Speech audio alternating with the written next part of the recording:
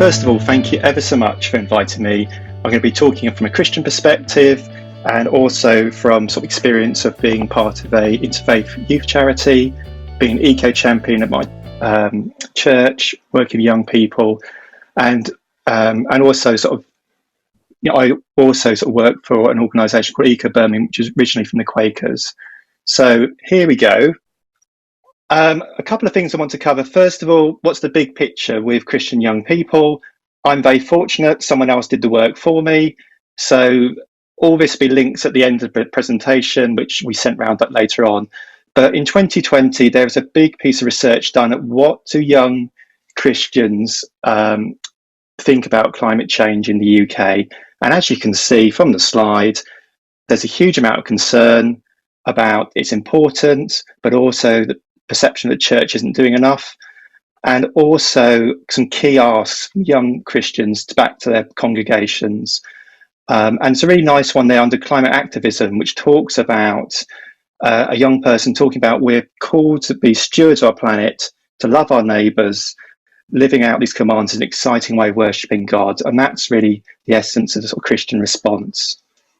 So another part of the research is really, and this might chime with some other faith groups here, they also ask young people, what makes it distinctive being a Christian and being a climate activist? How does your faith help? And we've already heard from some speakers about that. And again, there's lots of examples here. A couple of ones from my own perspective helped me. There's a one there about hope in Jesus makes activism more emotionally sustainable.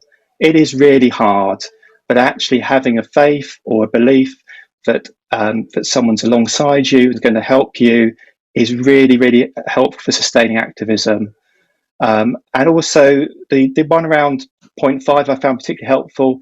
There's a really difficult balance, I think, of the brilliant stuff Extinction Rebellion done about creative activism, creative protest, but also working with others that are different from you.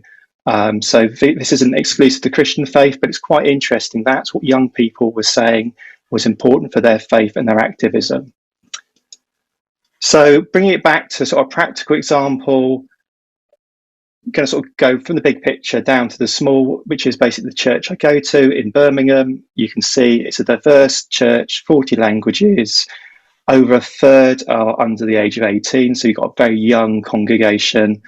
It's very diverse, it's part of the inner city, and we basically run a range of activities, worship services and community activities from buildings.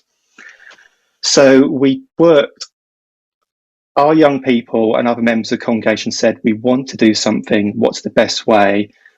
And for us, there was a scheme called Eco Church. It's really good, it's free, you can basically do a survey and it starts saying these are the things you could start doing in your congregation. So that's what we did. We conducted an Eco Church survey, not just young people, but all the members of the congregation. So it's really important, that intergenerational bit. And this is sort of near the end now. What did we achieve by working together intergenerationally? Lots of things, but the things I would highlight, one is the governance, but it's got to be seen as something you do together, not just a few people in the corner. So actually getting a plan agreed by the church council with a budget. And also part of that process, we've now got 2 young people on our council, not just to represent environmental issues, but just to represent a third of our congregation wasn't being represented. Built it into our teaching, lots of building stuff. We don't have solar panels, but there's lots of other things you can do. One slight word of warning, it's all very well saying let's go plastic free, but please talk to the people that do all the shared lunches for hundreds of people before you do that, because quite often we're finding decisions being made, but actually, does that mean that there's more volunteers to do washing up? So you find those sort of things involving working with people. In terms of community engagement, we've done a lot of joint work with the mosque and other faith groups such as litter picks, cycle rides discussing our faith, and that's been a really positive experience of focusing on the environment in our community to do action together. So other speakers have talked about that as well. I think one of the challenges we've found is the lifestyle bit.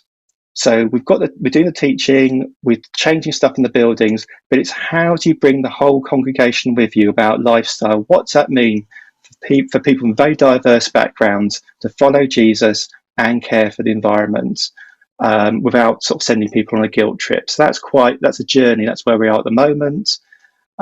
So really interesting to find out other people's views about how they've brought different members of their worshipping groups with them. Last slide, these are useful resources, hopefully. If you haven't come across them before, there's something called the Young Christian Climate Network. They're also doing a sort of part of this pilgrimage that's been mentioned. So that's well worth having a look at. And there's a range of other things there as well. I would just put a plug for the feast. There's something called Guidelines for Dialogue.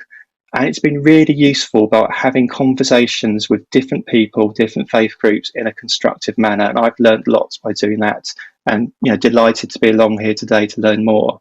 So that's a bit of a whistle-stop tour. Christians and young Christians, particularly in the UK, view this as important. We've got a long way to go with our churches, but we're getting there. And there's lots of resources, and we're very, very willing to work with others on this journey. So thank you very much.